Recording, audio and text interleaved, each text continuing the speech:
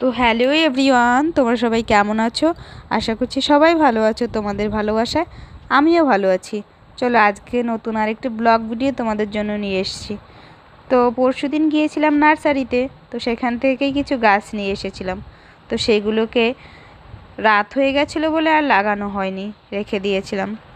তো পরের দিন বিকালবেলায় শ্বশুরমশাই এবং শাশুড়ি মা কিছু মাটি এনে দিয়েছিল বললাম কারণ আমাদের বাড়ির চারপাশে যে মাটিগুলো আছে সেই মাটিগুলোতে কাঁকড়, বালি, সিমেন্ট সব মিক্সচার আছে। তো তাই জন্য সেখানে গাছ লাগালে গাছগুলো ভালো হয় না, তাই জন্য বাগান থেকে মাটি এনে দিয়েছিল। তো সেই মাটিগুলোকে আমি রেডি করে নিয়েছি।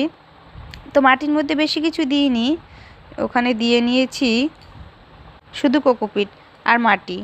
তো বৃষ্টির কারণে মাটিগুলো খুব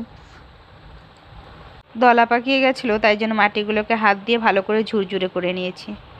এই দেখো এখানে একটা জবা গাছ লাগিয়েছি। ওই জবা গাছটা জবা ফুল হবে পিঙ্ক কালারের।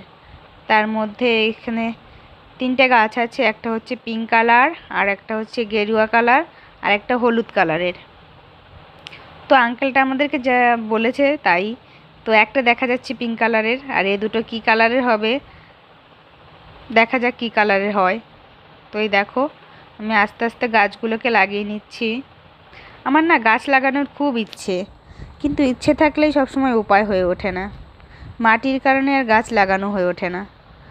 তো শ্বশুরমশাই এনে দিয়েছিল মাটিগুলো, সেই জন্য খুব আনন্দ হচ্ছিল, গাছগুলো লাগাচ্ছিলাম আনন্দের সাথে। তো তোমাদের কার কার গাছ লাগাতে ভালো লাগে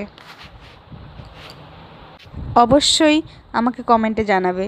এই দেখো আমার গাছ লাগানো দেখছি কি সুন্দর করে মিকো ওখানে বসে আছে সাইডে। আমি গাছ লাগাচ্ছি, সবাই চারদিকে তাকিয়ে তাকিয়ে দেখছে। আর এই দেখো এখানে আমার ছোটো ননদ, ওর খুব আগ্রহ আমার সাথে সাথে গাছ লাগাবে, তাই জন্য বলছে চলো বৌদি আমিও তোমাকে হেল্প করি। মাটি ভাঙার সময়ও না ও যেন আমাকে হেল্প করেছে।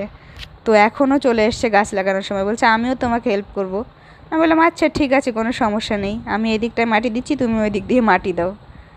তো বাচ্চারা তো এরকমই হয় বলো, একটুখানি কাজ করতে দিলে তারা কত আনন্দ প্রকাশ করে, তাদের মুখ দেখলেই বোঝা যায়। ওকে দেখেই বোঝা যাচ্ছে দেখো কতটা খুশিও।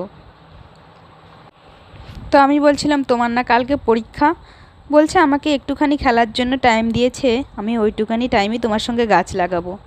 দেখেছো এই দেখো এখানে আমার দুটো গাছ লাগানো হয়ে গেছে। এই তো আর একটা গাছ লাগিয়ে নিলাম, দেখো গাছটা কি সুন্দর। এখানে একটা গাছের পাতাগুলো না সাদা সাদা হয়ে গেছে।